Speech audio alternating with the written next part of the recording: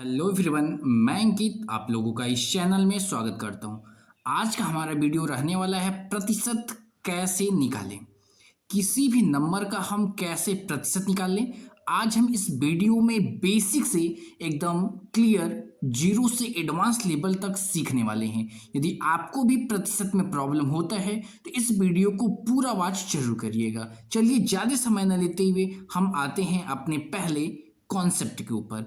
ये देखिए प्रतिशत का अर्थ क्या होता है। पहली तो पॉइंट हमारा यही है कि प्रतिशत का अर्थ क्या होता है, इसके कॉन्सेप्ट को समझने का पूरा प्रयास किया जाएगा। देखिए प्रतिशत मतलब परसेंट, प्रतिशत को इंग्लिश में कहते हैं परसेंट, का सीधा मतलब होता है प्रत्येक का 100। जैसे मैं एग्जांपल दूं कि 10%, 10% का मतलब क्या होता है कि 10/100। क्लियर है बात। यदि हम इस सिंबल की बातें करें, यदि हम प्रतिशत के सिंबल की बात करें तो प्रतिशत का सिंबल कैसा होता है, तो इस तरीके का प्रतिशत का सिंबल्स होता है। क्लियर है। हम इस तरीके से किसी भी नंबर के साथ परसेंटेज को दिखाना हो तो इस तरीके का सिंबल लगा सकते हैं। जैसे कोई बोलेगा कि 5%, तो 5% का मतलब इस तरीके से लिखा जा सकता है। यदि हम इसमें एग्जाम्पल को देखें, उदाहरण क्या लिया है कि अगर लिखा है 20% तो इसका मतलब क्या होगा। जैसे 20% लिखा है तो इसका मतलब ये होगा कि 20/100। देखिए 20% हो गया तो इस प्रतिशत का वैल्यू क्या होता है 100, तो 20/100 हो जाएगा। क्लियर बात। अब एक जीरो से एक जीरो कटा और ये दो के पहाड़े में 5, मतलब 1/5 हो गया। क्लियर है। तो इसको हम कह सकते हैं कि 100 का 200, मतलब देखिएगा कि इस 20% को मैंने फ्रैक्शन में कन्वर्ट किया, उसके बाद इसको लोअर स्टैंड पे लिखा तो 1/5 भी लिख सकते हैं। तो आपको मतलब इसका मीनिंग समझ में आया, सिंबल आपको अच्छे समझ में आया और उदाहरण भी हमने देखा। अब देखिए हमारा फार्मूला क्या होता है किसी भी चीज़ को निकालने का। जो मुख्य फार्मूला क्या होता है, प्रमुख फार्मूला, जो कि बहुत ज़्यादा आपको यूज में मिलता है अलग अलग शब्दों के साथ। देखिए फार्मूला क्या, प्राप्त मान अब बटे के कुल मान। देखिए प्राप्त मान बटे के कुल मान अगुणे 100। अब इसका मतलब क्या होता है, यहाँ पे मैं लिखूँ कि प्राप्त मान, यहाँ पे लिख दिया जाए प्राप्त मान बटे के क्या होगा कुल मान, मतलब टोटल कुल मान। और इन सभी में क्या करेंगे हम 100 से मल्टीप्लाई करेंगे। जैसे इस प्राप्त मान की बात का मतलब क्या होता है कि जैसे आप एग्जाम में, क्या एक लड़का है, सोचिएगा इसने क्या किया, किसी एग्जाम में क्या किया, 200 नंबर प्राप्त किया है। 200 नंबर प्राप्त किया, टोटल एग्जाम था कितने का, तो 500 का था। तो ये हमारा क्या होगा, टोटल हो गया। और ये क्या हो गया, प्राप्त मार्क हो गया, मतलब कितने नंबर का उस बच्चे ने पाया। और आपको निकालना क्या है, परसेंटेज निकालना है। क्लियर है। तो फार्मूला क्या, प्राप्त मान 200 प्राप्त मान हमारा हो गया, और कुल मान कितना है तो 500 कुल मान है हमारा है। और परसेंटेज में आना है तो 100 से मल्टीप्लाई तो करना ही पड़ेगा। तो इन दो जीरो से इन दो जीरो कट गया। और देखिए ये 5 से 200 कितनी बार में कटेगा, तो 5 एकम 5 और 5 चौके 20, तो टोटल ये 40 बार में कटेगा। तो एक चीज़ कहा जा सकता है कि कोई भी बच्चा यदि 500 में से 200 नंबर पाता है तो वह 40% नंबर को प्राप्त करता है। तो इस फार्मूले के माध्यम से मैंने आपको समझाया कि किसी भी चीज़ का परसेंटेज कैसे निकालें। अब ये देखिए कि पहला प्रश्न हमारा है, कई प्रश्नों को हम यहाँ पे समझने का हम पूरा प्रयास करेंगे और साथ में साथ आपके पूरे डाउट को भी दूर करेंगे। प्रश्न पूछा क्या है, 500 का 10% कितना होगा। एकदम पहली चीज़ जो समझिएगा कि 500 का 10% आपसे पूछ रखा है। क्लियर है। तो पहले क्या है, 500 को हम एज इट इज क्या करेंगे, ऐसे लिखेंगे 500। का मतलब होता है गुणा, ये आपको अच्छे से पता होगा। का मतलब गुणा। इस 10, इसको हम 10 को एज इट इज लिखेंगे और इस प्रतिशत को निकाल करेंगे। ये याद रखिएगा, अगर प्रतिशत हटा तो नीचे 100 लगा, ये आपको अच्छे से पता होना चाहिए। यहाँ पे कुछ भी बेटा नहीं है तो यहाँ पे 1 लिखा जाएगा। तो इन दो जीरो से इन दो जीरो कट गया, ऊपर क्या बचा 5 और 10 बचा। तो एटलीस्ट हम मल्टीप्लाई करेंगे तो 10 पच्चीस 50, क्या हो गया 50, नीचे कुछ भी नहीं तो 1। तो यही हमारा क्या हो जाएगा, ये आंसर हो जाएगा। तो कह देंगे कि 500 का 10% कितना होगा, तो 50 होगा।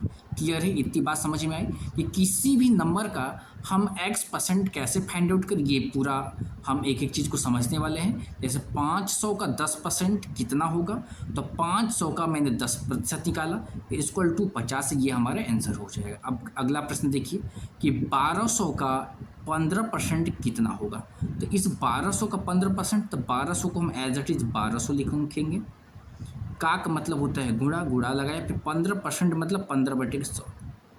समझ में अच्छे से आपको आई। इन 2 जीरो से इन 2 जीरो कट गया, नीचे क्या बचा, ये 1 बचा। इस 12 गुणा हम 15 में करेंगे, देखिएगा 15 दूना के 30, देखिए 15 दूना के 30, 30 का 0 हो जाएगा।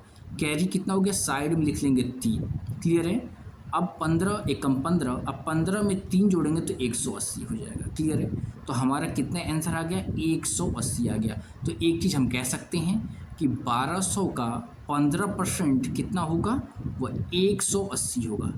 क्लियर है, ये हमारा आंसर हो जाएगा। ये चीज़ें आपको समझ में आ रही है हालांकि बहुत ही ज़्यादा आसान चीज़ है कि हम परसेंटेज में किसी भी नंबर का x% कैसे निकालिए, बहुत ज़्यादा ईजी होता है। ये देखिए 800 का 25% कितना होगा, तो 800 को हम एज इट इज 800 लिखेंगे, गुणे 25/100। 25/100 क्यों ऐसा होगा कि प्रतिशत हटेगा तो नीचे 100 लगेगा, तो इस 2 जीरो से ये 2 जीरो कट गया। और इस 25 में 8 गुणा करेंगे, देखिए 25 में यदि हम 8 गुणा करें तो 25 8 200 होता है। कितना होता है, 25 8 200।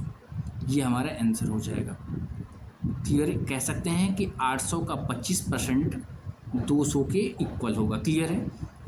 अगला प्रश्न क्या है कि 1500 का 30% कितना होगा, तो 1500 को हम एज इट इज 1500 लिखेंगे, गुणे 30/100 हो जाएगा हमारा। इन 2 जीरो से 2 जीरो कट गया, अब 15 × 45 हो गया। कितना, 15 × 45, एक जीरो लग गया, तो 450 हमारा आंसर हो जाएगा। 1500 का 30% 450 के बराबर होगा। क्लियर है। कह सकते हैं कि 1500 का 30% 450 होगा। अगला प्रश्न हमारा क्या है, 2000 का 5%। 2000 का 5%, यहाँ पे 2000 लिखेंगे, गुणे 5% मतलब 5/100। ये 2 जीरो कट गया, तो 20/25 100 हो गया, तो 20/25 कितना हो गया, 100। तो हम कह देंगे ये 100 हमारा ये आंसर हो जाएगा। एक बात क्लियर, 2000 का 5% 100 के बराबर होगा। क्लियर है, इसका आंसर हमारा 100 हो जाएगा। अगला प्रश्न देखिए कैसे सॉल्व करेंगे। अब देखिए कॉन्सेप्ट आ गया, महत्वपूर्ण मान, ये जो कि आपको याद होनी चाहिए। इस 50% को आपको किस में बदलना है, तो भिन्न में बदलना है। तो ये देखिए कैसे सॉल्व करेंगे, 50 अब प्रतिशत हटेगा तो नीचे 100 लगेगा, तो इस 2 जीरो से कट गया, ये 5/10 मतलब 5 एकम 5, 5 दूनी 10, ये 1/2 आ गया। तो 50% का फ्रैक्शन वैल्यू 1/2 होता है। 25% का जो फ्रैक्शन वैल्यू हमारा क्या होगा, 1/4। क्या होगा, 25% का फ्रैक्शन वैल्यू 1/4। 20% का फ्रैक्शन वैल्यू 1/5। 10% का एक फ्रैक्शन वैल्यू कितना होगा, 1/10। अब ये चीज़ें कैसे आया, जैसे मान लीजिए इस 20% का हमें पता करना है, तो 20/100 लिख दिया मैंने, तो 1 जीरो से 1 जीरो कट गया, ये बचा 2/10, 2 एकम 2 और 2×5 10, तो 1/5 हमारा आंसर हो गया। क्लियर है, 1/5 हमारा आंसर हो जाएगा। तो ये इस तरीके से हम क्या करते हैं, किसी भी परसेंटेज का हम फ्रैक्शन वैल्यू निकालते हैं। क्लियर है। अब देखिए ये क्वेश्चन क्या शॉर्टकट, ये बहुत ज़्यादा आपको इम्पोर्टेंट तो नहीं है पर फिर भी समझ लीजिए।